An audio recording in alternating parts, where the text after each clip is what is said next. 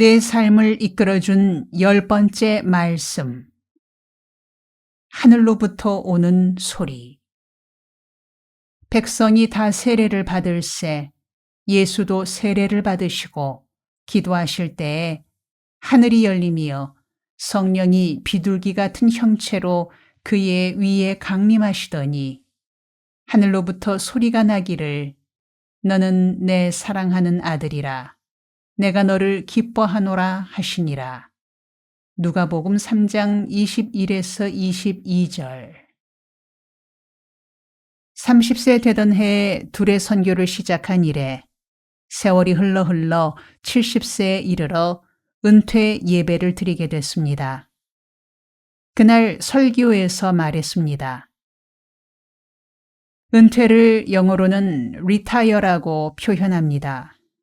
그런데 이 단어에서 액센트를 앞에 붙이면 의미가 달라집니다. retire가 되면 자동차 타이어를 다시 갈아 끼운다라는 의미가 됩니다. 이 단어를 풀어 이해하면 의미가 달라집니다. 자동차 타이어를 다시 갈아 끼우듯이 다시 시작한다는 의미가 됩니다. 나는 그런 의미에서 리타이어가 아닙니다. 리타이어입니다. 목사가 은퇴하는 나이인 70세에 이르러 은퇴하되 내 인생이 은퇴하는 것이 아닙니다. 다시 시작하는 것입니다. 하늘의 부르심을 받아 천국으로 옮겨갈 때가 언제일지는 모르지만 그때까지 일하다 가려고 다시 시작합니다. 이렇게 고별 인사를 한 뒤로 내 퇴직금을 몽땅 털어 지금 일하고 있는 동두천 쇠목골 산 골짜기에 버려진 산 8만 평을 구입했습니다. 산돼지들이 사는 돌산입니다. 이 산에 삶의 터전을 잡자 내 친구들이 와서 보고 흉을 보았습니다. 김진홍, 너 치매 걸린 거 아니야? 나이 들어 이렇게 쓸모없는 돌산에 와서 무얼 하겠다는 거냐? 그러기에 다음같이 일러줬습니다. 이 사람들아, 문전 옥답 기름진 땅은 누구나 가꿀 수 있지 않는가? 이렇게 쓸모없는 돌산을 가꾸어 쓸모 있는 땅으로 가꾸어 나가야 전설이 되고 역사가 되는 게야. 지금 자네들이 보기에 그렇게 보이겠지만 10년 후에 다시 와봐. 2011년 10월 어느 날이었습니다. 그렇게 말한 지 언 11년이 지나서 12년째에 들어섰을 때였습니다. 그때 그 친구들이 와보고는 놀라며 말합니다. 야, 이거 천지개벽한 거 아니가? 지금은 시작이야. 10년 후에 다시 와봐.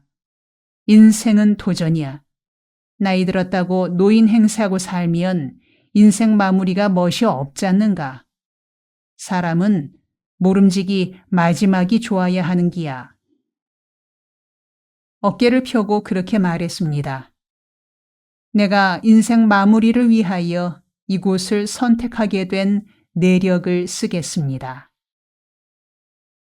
30세 되던 1971년 10월 3일에 목회를 시작하여 40년 만인 70세에 은퇴하면서 은퇴 후에 어떻게 살 것인가 생각하며 기도했습니다.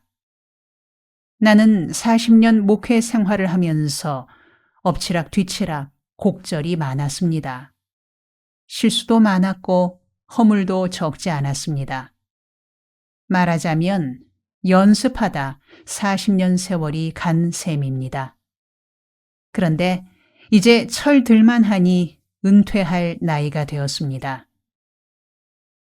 그래서 생각하기를 언젠가 천국으로 가서 예수님 앞에 설 때에 예수님께서 물으시기를 김진홍, 넌 세상에서 무얼 하다 왔냐 하고 물으시면 연습하다 왔습니다 할 것인가 하는 생각이 들어 다시 한번 시작하자는 생각이 들었습니다. 그렇다면 어디 가서 무슨 일을 할 것인가를 고심케 됐습니다. 그래서 찾아낸 곳이 동두천 쇠목골 골짜기입니다. 먼저 지금 한국교회에 가장 필요한 것이 무엇일까? 한국교회가 가장 필요한 부분에 남은 삶이 도움되게 하자는 생각이 들어 이 점을 생각했습니다. 영성이다. 한국교회에 가장 필요한 부분이 올바른 영성이다. 깊은 생각 끝에 내린 결론이었습니다. 그래서 생각한 것이 수도원입니다. 수도원 운동으로 한국교회에 도움이 되게 하자. 그렇다면 어느 곳에 둘의 수도원을 세울 것인가를 생각하다 찾아낸 곳이 지금의 동두천 쇠목골 산골짜기입니다. 이곳은 지도상으로 한반도의 중심입니다.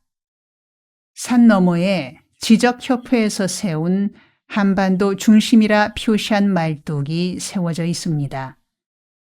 이 골짜기에 조그만 컨테이너를 놓고 5일간 금식하면서 산을 오르내리며 이곳이 내 남은 삶을 바쳐 일할 만한 곳인가를 살폈습니다. 목마르면 골짜기에 흐르는 개울물을 마시며 기도했습니다.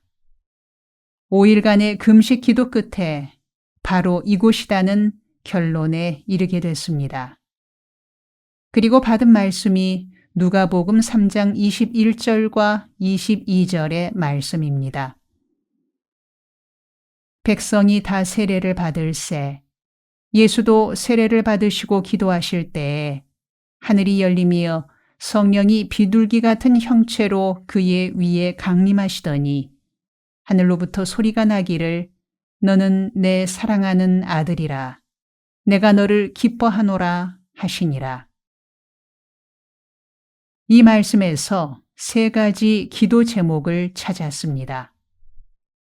이들 세 가지가 지금의 한국 교회에 꼭 필요한 말씀이란 확신을 얻게 됐습니다. 첫째는 하늘이 열리기를 간구합니다. 둘째는 성령이 임하기를 간구합니다. 셋째는 하늘로부터 소리 듣기를 간구합니다. 이들 세 가지 기도 제목을 가지고 이 골짜기에서 열심히 살다가 천국으로 옮겨가자는 결론에 이르렀습니다. 나는 둘의 가족들과 모여 합심 기도하면서 둘의 수도원과 둘의 마을의 생활 훈으로 세 가지를 정했습니다. 첫째, 늙어서 일하자. 둘째, 행복하게 살자. 셋째, 베풀며 살자. 첫째, 늙어서 일하자부터 생각해 봅니다. 우리나라에는 65세 이상의 노인 인구가 900만에 이릅니다. 얼마 지나지 않으면 1천만을 넘어서게 됩니다. 이 많은 인구가 일하지 않고 소비만 하면 자신들은 물론이려니와 자녀들에게 국가에 큰 부담이 됩니다. 그래서 늙은이들이 자신의 역량에 맞는 일을 찾아 일하며 살자는 것입니다. 지금 내 나이 82세입니다. 지금도 밭일하고 과일나무 기르고 마을 청소하며 일하며 지냅니다. 이렇게 사는 것이 건강에도 좋고 정신위생에도 좋습니다. 그리고 가벼운 일을 하면 창의력도 높아집니다. 둘째, 행복하게 살자에 대하여 생각해 봅니다. 하나님께서는 우리를 사람으로 창조하시던 때에 복을 누리고 살라고 지으셨습니다. 창세기 1장 28절의 말씀에서 다음과 같이 일러줍니다. 하나님이 그들에게 복을 주시며 하나님이 그들에게 이르시되 생육하고 번성하여 땅에 충만하라. 땅을 정복하라. 바다의 물고기와 하늘의 새와 땅에 움직이는 모든 생물을 다스리라 하시니라. 창세기 1장 28절. 이 말씀에 의하면 하나님께서 사람을 창조하신 이유가 복을 누리고 살라고 지으셨음을 일러줍니다. 이를 원복이라고 합니다. 하나님이 창조 섭리를 따라 사람을 지으시되 주신 복을 누리고 살라고 지으셨습니다. 그러니 바른 신앙생활이란 어떤 생활이겠습니까?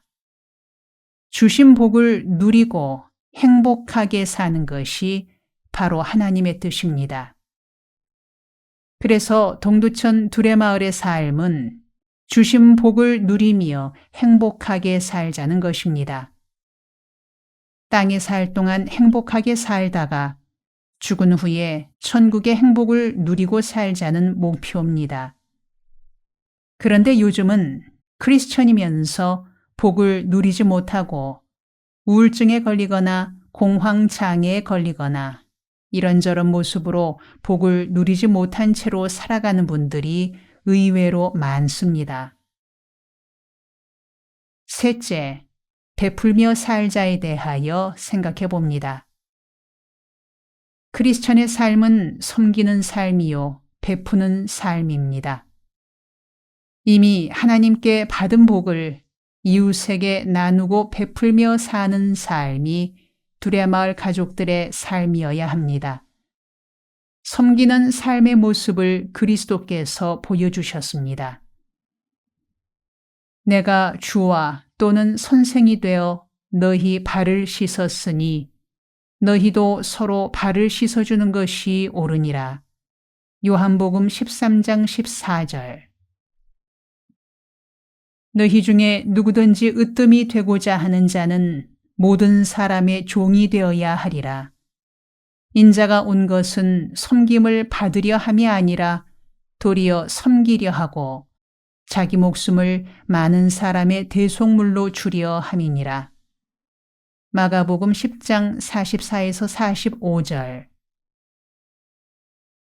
두레마을 가족들은 어떻게 하면 늙어서 일하고 행복하게 살고 베풀며 살 수 있을까에 대하여 함께 토론하고 합심 기도하고 연구하며 살아갑니다.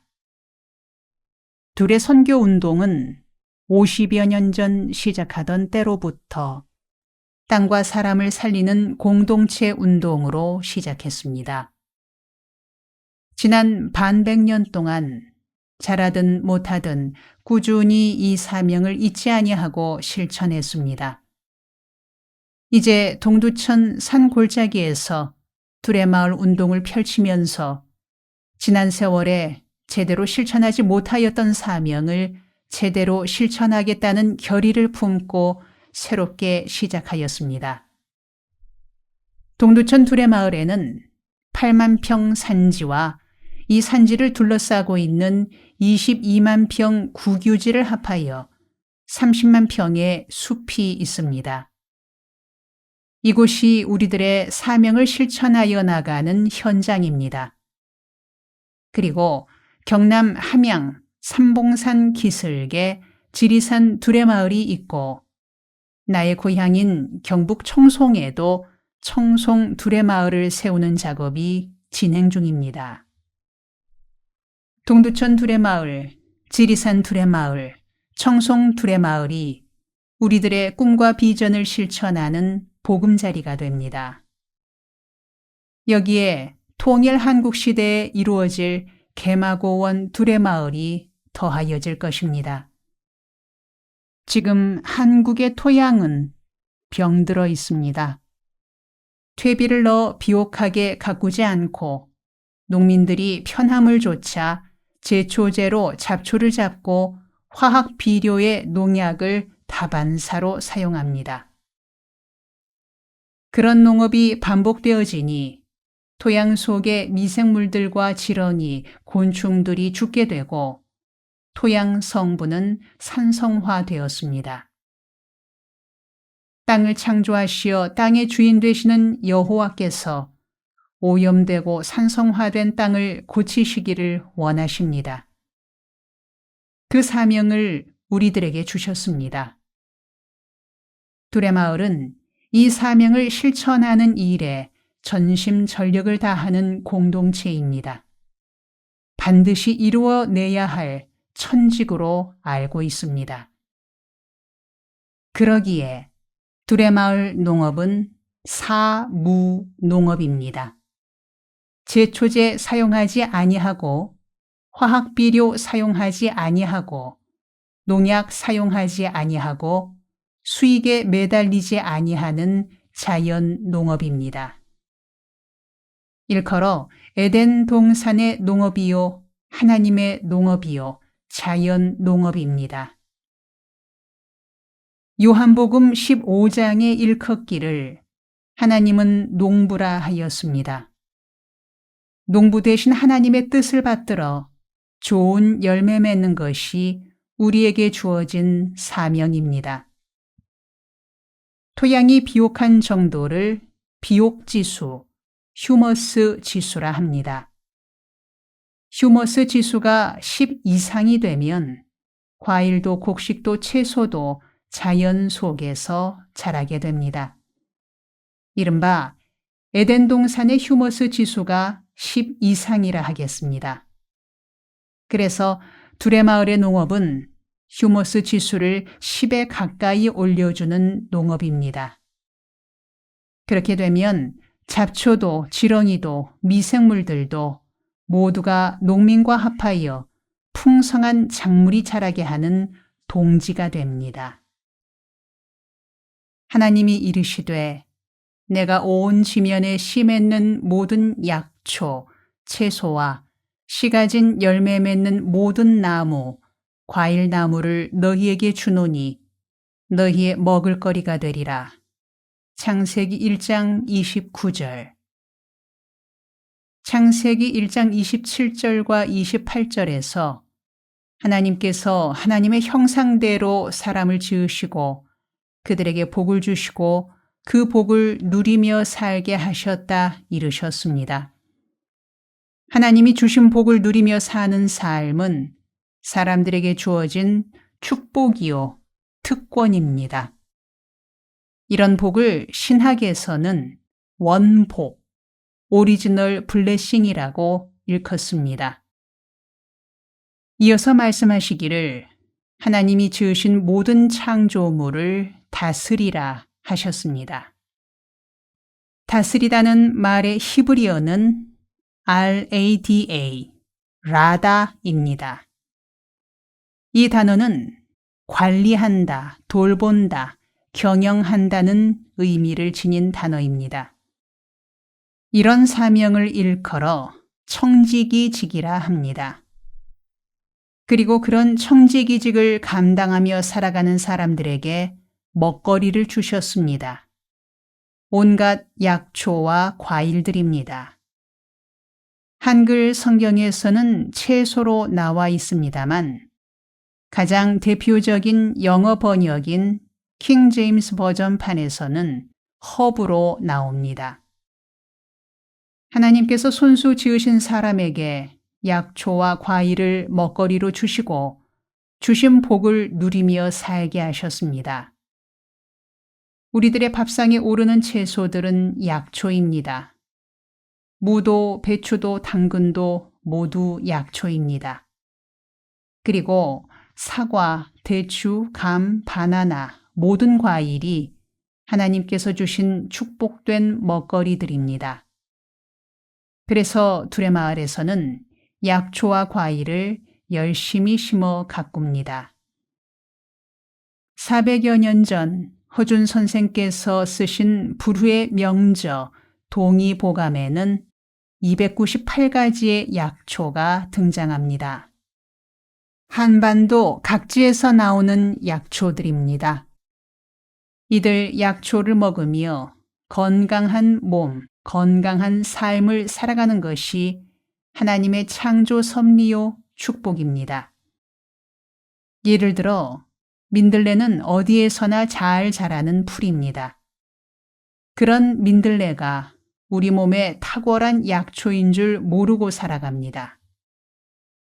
한 부인이 위암이 위 전체에 퍼져 수술도 치료도 못할 지경에 이르렀습니다. 모든 것을 포기한 채로 산속으로 들어가 민들레를 열심히 먹었습니다. 8개월 후 암에서 해방되어 살아가고 있습니다. 한국 농촌에는 어디서나 잘 자라는 달맞이 꽃이란 풀이 있습니다. 생존력이 강하여 모든 잡초를 이기고 씩씩하게 자랍니다. 그 풀이 고지혈증을 치료함에 최고의 약초입니다. 물가나 산에는 버드나무가 지천에 자라고 있습니다. 사람들은 버드나무 잎에서 아스피린이 만들어지는 줄은 모르고 있습니다. 두레마을 주위에는 쑥이 잘 자라 쑥밭을 이루고 있습니다. 쑥을 낫으로 베어도 될 정도입니다. 그 쑥이 죽을 사람도 살린다는 약초인 줄을 모르고 살아갑니다. 동두천 두레마을에서는 동의보감에 등장하는 298가지 약초들을 골고루 심는 작업을 진행하고 있습니다. 보람된 일이어서 신바람나게 일하며 지냅니다. 하나님이 내리신 곡물, 보리. 하나님께서 사람들의 건강한 삶을 위하여 내리신 곡물이 있습니다.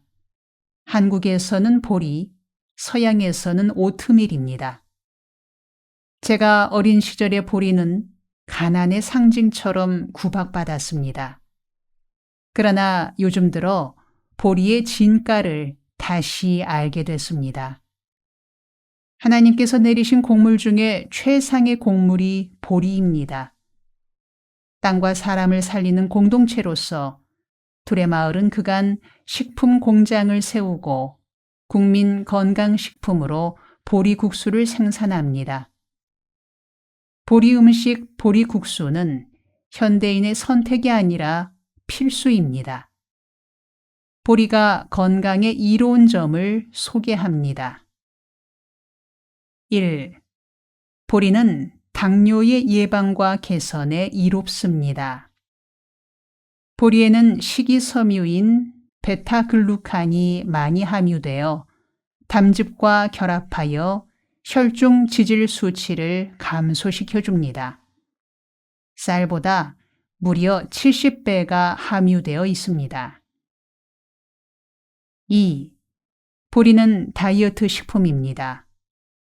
보리에는 식이섬유가 넉넉하여 식욕 조절, 호르몬 분비를 조절하여 식욕을 억제합니다.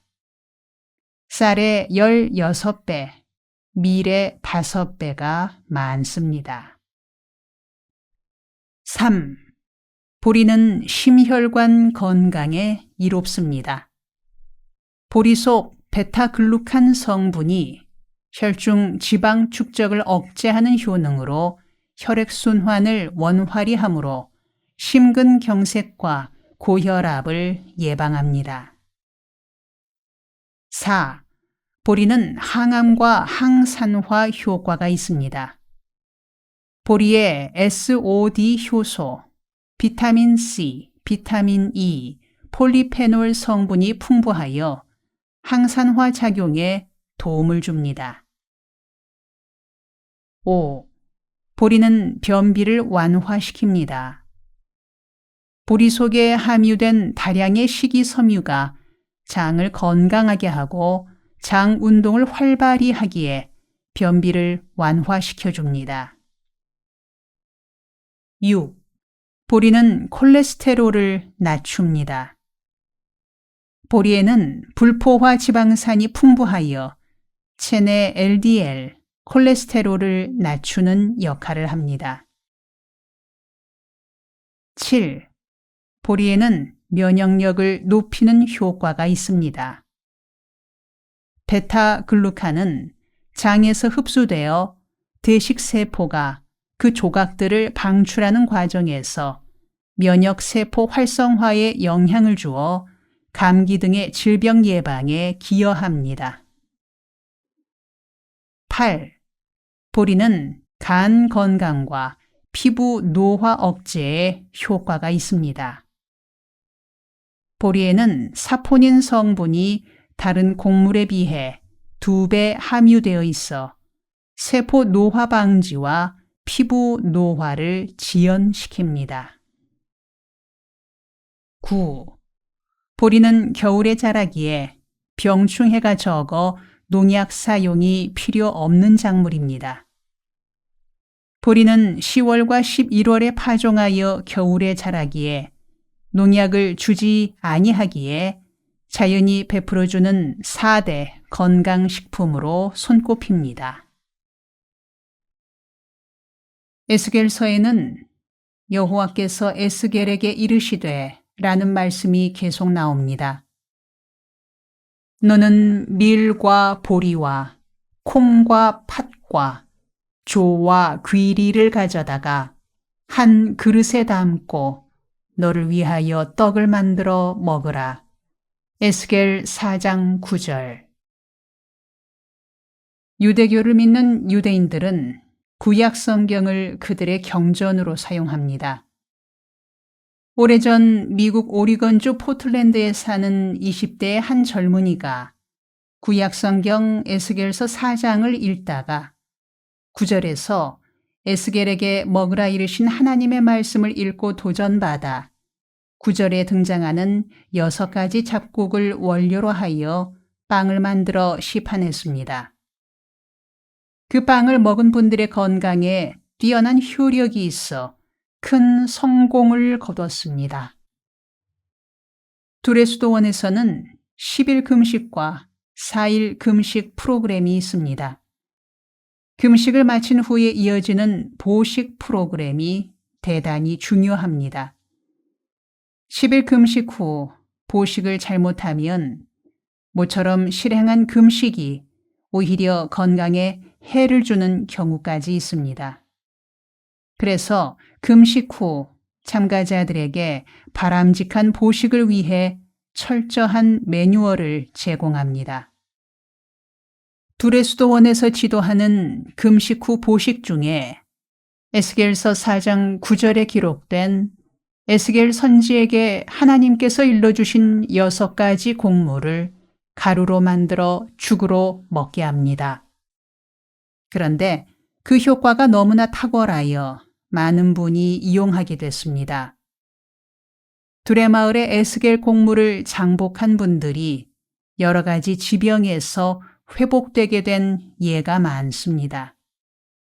이에 두레마을에서 에스겔서 4장 9절에 나오는 6가지 곡물인 밀, 보리, 콩, 팥, 조, 귀리에 유기농으로 재배한 현미를 더하여 7가지 곡물로 건강식을 보급하게 됐습니다. 건강해주는 효과가 뛰어나기에 별다른 홍보가 없어도 날로 매출이 늘어나고 있습니다. 두레마을로서는 좋은 식품으로 많은 분의 건강에 도움을 줄 수 있게 되었기에 보람을 느낍니다. 서양 의학의 시족격인 히포크라테스의 말에 식품으로 고치지 못하는 병은 없다는 말도 있습니다만 중국 의학이나 한의학에서도 마찬가지입니다. 우리가 날마다 먹는 식품의 중요성에 대해서는 새삼 거론할 필요가 없겠습니다. 요즘 날로 번지고 있는 청소년들의 아토피나 아이들의 ADHD나 각종 성인병들이 그릇된 식품 섭취가 원인이 되는 경우가 허다합니다. 그래서 두레마을은 시작되던 50년 전부터 땅과 사람을 살리는 공동체 운동으로서 두레마을 건설을 목표로 삼고 꾸준히 일하여 왔습니다. 우리는 한결같이 자연농업, 자연식탁, 자연식사에 헌신하여 왔습니다. 그리고 성경에서 일러주는 건강한 식품에 관한 공부를 게을리하지 않았습니다. 지금은 동두천 두레마을 8만 평 전체를 약초 농장으로 가꾸어 바른 식품 생산과 보급을 사명으로 삼고 있습니다. 예수님의 어린 시절에 관하여 누가복음 2장에 두 구절이 나옵니다. 누가복음 2장 40절과 52절입니다. 아기가 자라며 강하여지고 지혜가 충만하며 하나님의 은혜가 그의 위에 있더라. 누가복음 2장 40절. 예수는 지혜와 키가 자라가며 하나님과 사람에게 더욱 사랑스러워 가시더라. 누가복음 2장 52절. 크리스천 가정 자녀 교육의 4가지 원리를 이 말씀에서 찾을 수 있습니다. 둘의 교육은 예수님이 자라실 때의 모습 4가지 원리를 교육의 기초로 삼습니다. 둘의 교육뿐 아니라 모든 교육은 이들 예수님이 자라시던 시절의 4가지 원리 위에 세워져야 합니다. 첫째는 지혜가 자라는 지적 성장, 곧 실력입니다. 둘째는 키가 자라는 신체적 성장, 곧 건강입니다. 셋째는 하나님께 사랑받는 영적 성장, 곧 신앙입니다. 넷째는 사람들에게 인정받고 사랑받는 사회적 성장, 곧 성숙한 인간 관계입니다. 오늘의 한국 교육은 심각한 지경에 이르고 있습니다. 오죽하면 교실 붕괴, 교육 황폐라 일컫겠습니까? 그래서 한국 교육의 대안은 교회에 달려 있습니다. 한국 교회가 한국 교육의 미래입니다. 100년 전 한국 교회가 시작되던 시기에는 한국 교회가 한국 교육을 일으킴에 선도적인 역할을 하였습니다. 한국의 현대 교육은 한국 기독교가 국민 교육에 전심전력함으로 한국 교육의 기초를 닦았습니다. 구한말, 온 나라가 황폐하고 민심이 피폐하여 멸망의 징조가 뚜렷하였을 때 한국 교회는 한 교회, 한 학교 세우기 운동을 전개하며 교육 입국의 비전으로 결의 장래를 도모하려 했습니다. 그래서 나라 곳곳에 중학교를 세우고 대학을 세웠습니다. 그리고 교회 안에서도 교인들을 교육하는 일에 전심전력을 기울였습니다. 오늘날 한국의 번영은 국민교육에 헌신하였던 한국교회 수고의 열매라 할 수 있을 것입니다. 그러나 40여 년 전부터 한국교회는 교회 자체가 크게 성장해 나가면서 국민교육에 대한 열정과 비전을 잃어버리게 됐습니다. 초대교회 선교사들과 선배 교인들의 교육 입국의 열정을 소홀히 하고 교회 성장에 몰두하게 됐습니다. 그리하여 한국 교육의 주도권을 교회는 잃어가게 됐습니다. 요즘 들어 한국 교회의 뜻있는 일꾼들은 이 점을 깊이 반성하며 다시 한번 국민교육을 살리자는 비전을 되살리고 있습니다. 곳곳에 교회가 중심이 되어 대안학교가 세워지고 교회들이 한국 교육의 병든 모습을 고치려는 사명감을 불태우고 있습니다. 둘의 목회는 한마디로 교육 목회요. 둘의 운동은 교육 운동입니다. 둘의 교육 역시 예수님께서 어린 시절에 어떻게 자라셨는가에 대한 누가복음 2장 52절의 기록을 기본으로 합니다. 예수는 지혜와 키가 자라가며 하나님과 사람에게 더욱 사랑스러워 가시더라. 누가복음 2장 52절. 1. 지혜가 자라며 2. 키가 자라고. 3. 하나님께 사랑받고. 4. 사람들로부터 사랑받으셨습니다. 이들 네 가지를 기본으로 삼아 학생들의 실력을 기르고 튼튼한 몸으로 자라게 하며 어린 시절부터 하나님을 잘 섬기는 신앙 지도와 성경 공부를 기본으로 합니다. 그리고 사람들로부터도 인정받고 사랑받는 사회성을 기르는 일을 둘의 교육의 기본으로 삼습니다. 동두천 둘의 마을에 세워진 둘의 국제학교는 초등 과정에서 중고등에 이르는 12학년제입니다. 모든 둘의 학생은 날마다 3가지 과목을 필수 과목으로 실시합니다. 첫째는 날마다 아침 수업 시작하기 전에 40분에 걸쳐 실시하는 성경 공부와 묵상 시간입니다. 그리고 주 1회 김진홍 목사가 설교하는 채플 시간과 성경 공부 시간을 가집니다. 모든 학과목의 기초에 하나님을 알고 믿는 영성 수련을 기초로 삼습니다. 둘째는 하루 1시간 이상 체육과 신체 단련을 필수로 합니다. 건강하지 않으면 다른 모든 것은 헛되게 됩니다. 그래서 체력 단련을 매일 필수 과목으로 삼습니다. 이를 위해 동두천 둘의 마을 안에 실내 체육관, 풋살 축구장, 테니스장, 그리고 체력 단련을 위한 각종 시설을 갖추고 있습니다. 앞으로 실내 수영장, 사우나실, 골프 연습장을 추가로 세우게 됩니다. 셋째는 영어 과목입니다. 둘의 국제학교는 글자 그대로 인터내셔널 스쿨입니다. 국제학교로서의 위상은 국내에서 우수한 학교 수준이 목표가 아닙니다. 세계 수준에서 명문 학교로 발돋움하려 합니다. 특히 둘의 학교는 미국, 독일, 스페인에 분교를 두고 있습니다. 학생들은 재학 기간 중에 이들 해외 학교에 순회하며 교육을 받게 되고 해외 유학을 지망하는 학생들은 미국 고등학교로부터 졸업장을 받게 됩니다.